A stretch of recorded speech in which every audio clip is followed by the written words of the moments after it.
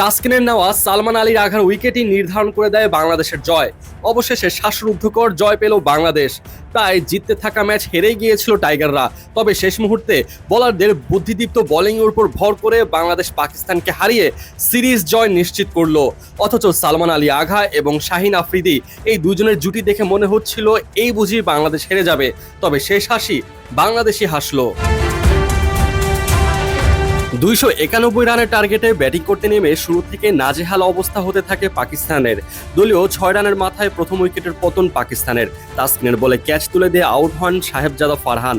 5 বল মোকাবেলা করে 6 রান করেন এই ব্যাটার। বাউন্ডারি হাঁকিয়েছেন মোটে একটি। এরপর দলীয় 12 রানের মাথায় আউট হয়ে যান পাকিস্তানের অন্যতম বিপজ্জনক ব্যাটার মাঝ সাদাকাত। আগের ম্যাচে মূলত এই এক সাদাকাতের ব্যাটিংয়ের কাছে হেরে যায় পুরো বাংলাদেশ দল।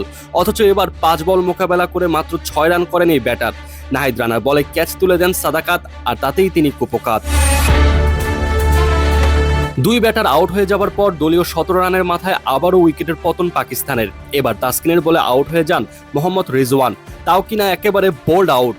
4 বল মোকাবেলা করে মাত্র 4 রান নেন রেজওয়ান। আর এদিকে বাংলাদেশ শুরু থেকে যেভাবে পাকিস্তানকে চেপে ধরেছিল, তাতে করে সিরিজ জয়ের স্বপ্ন দেখা শুরু করে দেয় তারা। যদিও এর মাঝে 50 রানের একটি জুটি গড়ে ফেলে পাকিস্তান, তবে দলীয় 67 রানের মাথায় নাহিদ রানা বোল্ড আউট করে দেন গাজী ঘড়িকে। 39 বল মোকাবেলা করে মাত্র 29 রান করেন এই ব্যাটার। ঘড়িকে আউট করার পর কিছুটা স্বস্তি পায় বাংলাদেশ।